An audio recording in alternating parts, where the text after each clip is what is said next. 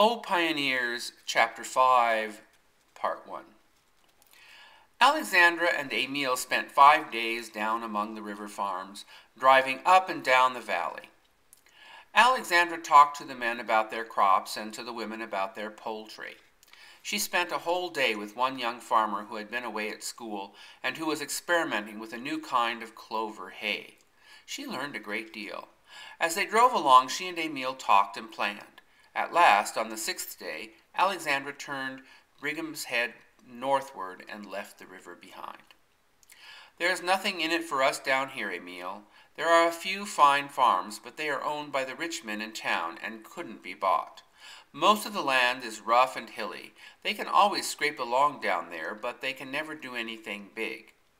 Down there they have a little certainty, but up with us there is a big chance. We must have faith in the highland, Emil.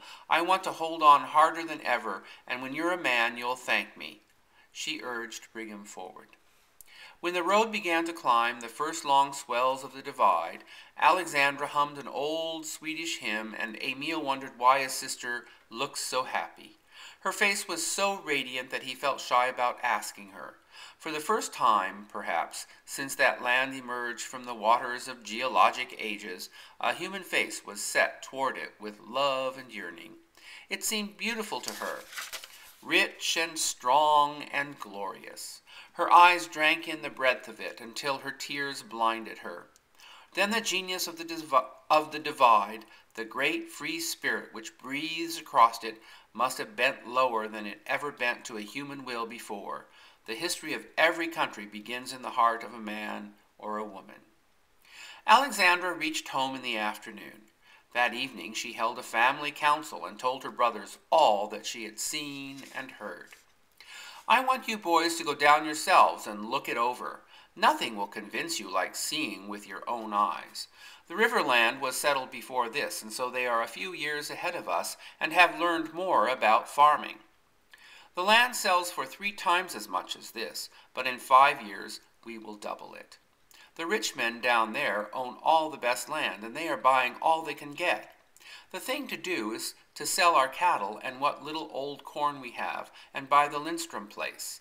Then the next thing to do is to take out 2 loans on our half sections, and buy Peter Crow's place, raise every dollar we can, and buy every acre we can." "Mortgage the homestead again?" Lou cried. He sprang up and began to wind the clock furiously. "I won't slave to pay off another mortgage. I'll never do it. You'd just as soon kill us all, Alexandra, to carry out some scheme." Oscar rubbed his high, pale forehead. "How do you propose to pay off your mortgages?" Alexandra looked from one to another and bit her lip. They had never seen her so nervous. "See here," she brought out at last. "We borrow the money for 6 years. Well, with the money we buy a half section from Lindstrom and a half from Crow and a quarter from Struble, maybe. That will give us upwards of 1,400 acres, won't it? You won't have to pay off your mortgages for 6 years. By that time, any of this land will be worth $30 an acre. It will be worth 50. But we'll say 30. Then you can sell a garden patch anywhere and pay off a debt of $1,600. It's not the principal I'm worried about, it's the interest and taxes. We'll have to strain to meet the payments. But as sure as we are sitting here tonight, we can sit down here 10 years from now, independent landowners, not struggling farmers any longer. The chance that Father was always looking for has come." Lou was pacing the floor. "But how do you know that land is going to go up enough to pay the mortgages and make us rich besides?" Alexandra put in firmly. "I can't explain that, Lou. You'll have to take my word for it. I know, that's all. When you drive about over the country, you can feel it coming." Oscar had been sitting with his head lowered, his hands hanging between his knees. "But we can't work so much land," he said dully, as if he were talking to himself. "We can't even try. It would just lie there, and we'd work ourselves to death." He sighed and laid his calloused fist on the table. Alexandra's eyes were filled with tears.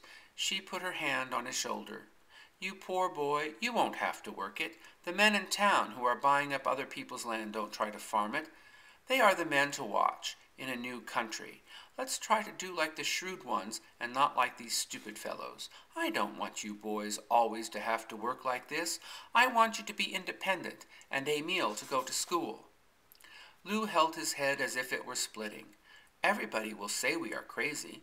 It must be crazy, or everybody would be doing it. If they were, we wouldn't have much chance.